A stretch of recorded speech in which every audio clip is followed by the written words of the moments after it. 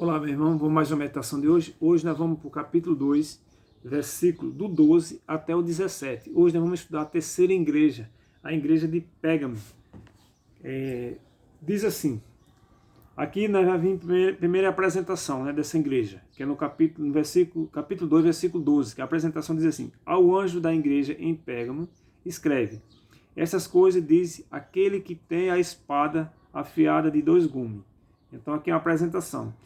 O elogio está lá no capítulo 2, versículo 13, que diz assim: conheço o lugar em que habita, onde está o trono de Satanás, e que conserva o meu nome e não nega a minha fé. Ainda nos dias de Antipas, minha testemunha, meu fiel, o qual foi morto entre vós, onde Satanás habita.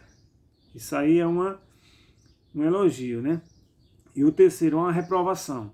A reprovação está lá no capítulo 2, versículo 14 e o 15. Veja a reprovação de Deus para essa igreja.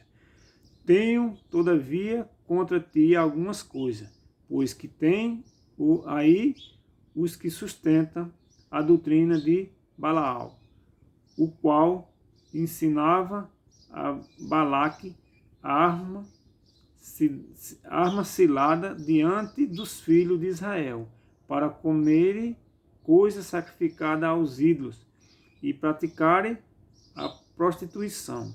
Versículo 15. Outrossim também tu tens o que da mesma forma sustenta a doutrina dos nicolaítas. Certo, irmão? Isso aí é uma reprovação. O conselho que Deus dá para essa igreja está lá no capítulo 2, versículo 16, que diz assim: portanto, arrependa-te, e se não venho a ti sem demora, e contra eles pelejarei com espada da minha boca. Certo? Esse é o conselho. E a promessa que Deus dá. No versículo 17, a promessa é: quem tem ouvido, ouça o que o Espírito diz à igreja. Ao vencedor dar-lhe-ei do maná escondido, bem como lhe darei uma pedrinha branca, e sobre essa pedrinha escrito um nome novo, o qual ninguém conhece, exceto aquele que o recebe. Então, irmão, aqui é a promessa de cada um de nós. Nós vamos receber um nome novo para nós, né? Que Deus promete isso aí.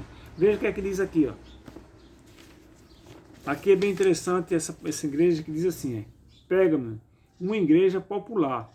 Pérgamo significa altura ou elevação, pois a cidade construída pelo grego estava numa elevação de 300 metros acima do nível do mar. É dito que lá é onde está o trono de Satanás, certo? Após a derrota para os persas, no ano 539 a.C., sacerdotes da Babilônia fugiram para a Ásia Menor e fixaram-se em Pérgamo. Ali continuaram a promover os rituais de sua religião politeísta, e os elementos deste culto mestiço foram transferidos para Pérgamo e depois para Roma. Foi assim que quase imperceptivelmente os costumes pagãos ingressaram na igreja cristã. E quanto a igreja foi perseguida no período de Esmirna, não houve conformidade com o paganismo. Todavia, quando cessaram as perseguições no Edito de Tolerância, no ano 313 depois de Cristo, e o cristianismo entrou na corte e palácio reais, perdeu a simplicidade dos ensinos de Cristo e dos apóstolos, em troca da pompa e o orgulho dos sacerdotes e governadores pagãos. Certo, irmão? O período profético dessa igreja foi do ano 313 até o ano 538, depois de Cristo. Pérgamo representa a história da igreja cristã do ano 313 até o ano 538, depois de Cristo, quando, após a queda de Roma Ocidental, no ano 476 depois de Cristo, sai de cena o imperador e surge o papado, certo? A transigência entre o paganismo e o cristianismo, neste período, resultou no desenvolvimento do homem do pecado. Segundo Tessalonicenses capítulo 2, versículo 3, aponta-se a Deus exaltando-se sobre ele. Em 533, Justiniano, imperador de Roma Oriental, já havia decretado seu Papa, a cabeça de todas as igrejas. Em fevereiro de 538, após a expulsão de Roma da última tribo antagônica ao papado, os ostrogodos, deu-se início ao período de supremacia papal, que, segundo a profecia, deveria durar 1260 anos. Daniel 7:25 e Apocalipse 12:6 e Apocalipse 13:5. Vem falando sobre isso, irmão. Depois desse surgimento aí acontece isso.